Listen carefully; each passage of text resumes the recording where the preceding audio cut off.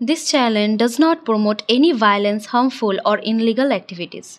All content provided by this channel is meant for an educational purpose only. 1972 সালের 20 জুলাই মাত্র 41 বছর বয়সে যিনি ইহলোক ত্যাগ করেন, তিনি ভারতীয় সঙ্গীতের এক উজ্জ্বল নক্ষত্র এবং বাঙালি সঙ্গীত শিল্পী গীতা দত্ত। 1930 সালের 23 নভেম্বর বাংলাদেশের ফরিদপুর জেলার ইদিলপুর গ্রামে, যা বর্তমানে শরীয়তপুর জেলা নামে খ্যাত, এই গ্রামেই তার জন্মগ্রহণ হয়। এই কিংবদন্তি শিল্পী তার সুরেলা কণ্ঠ এবং মায়াবী গায়কি দিয়ে জয় করেছিলেন কোটি মানুষের হৃদয়। তার সঙ্গীত জীবন শুরু হয়েছিল এক ঘটনাবহুল পথে এবং তিনি দ্রুতই ভারতীয় সঙ্গীত জগতে নিজের একটি স্বতন্ত্র স্থান তৈরি করে নেন। গীতা দত্তের পৈতৃক নিবাস ছিল অবিভক্ত বাংলার ফরিদপুর জেলার ইদিলপুর গ্রামে। তার পুরো নাম ছিল গীতা ঘোষ রায়চৌধুরী।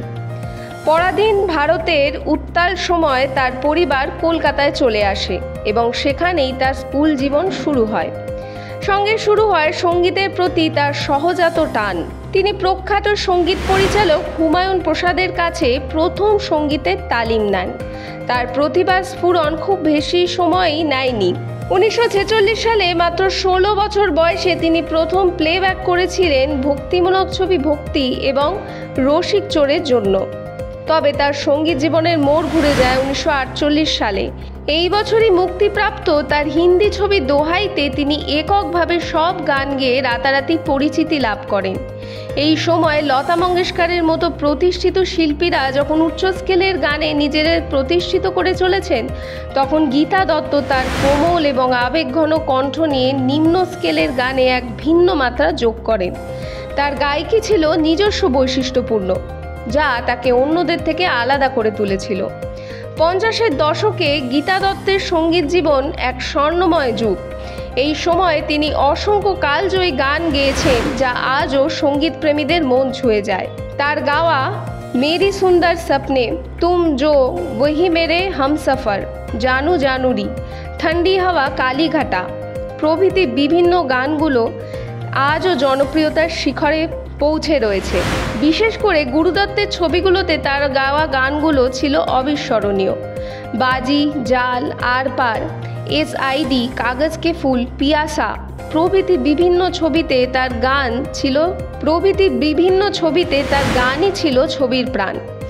RD বর্মনের প্রথম দিকের সঙ্গীত পরিচালনা করা ইয়ে মেরি টোপি পালট কে আ, এই গানটিতে গীতা দত্তের কণ্ঠে রেকর্ড করা হয়েছিল। তিনি কেবল হিন্দি গানে গাননি, বরং বাংলা সঙ্গীত সম্পর্কেও তার অবদান ছিল অপরিসীম।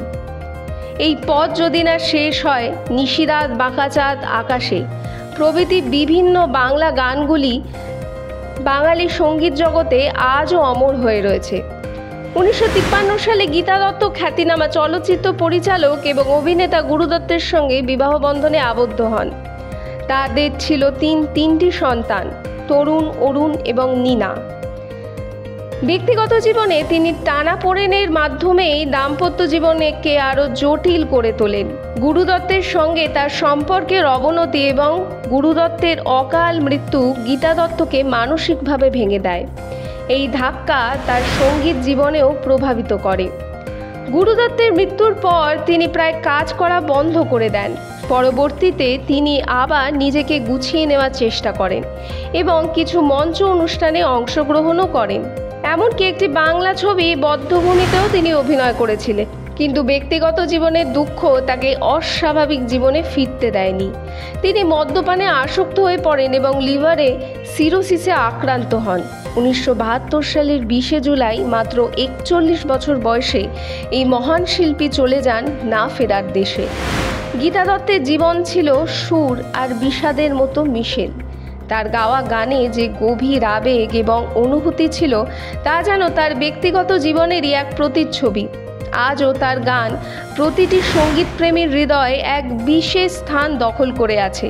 তিনি ছিলেন একজন সত্যিকারের শিল্পী, যিনি সুরের মায়া দিয়ে আজও অমর করে রেখেছেন।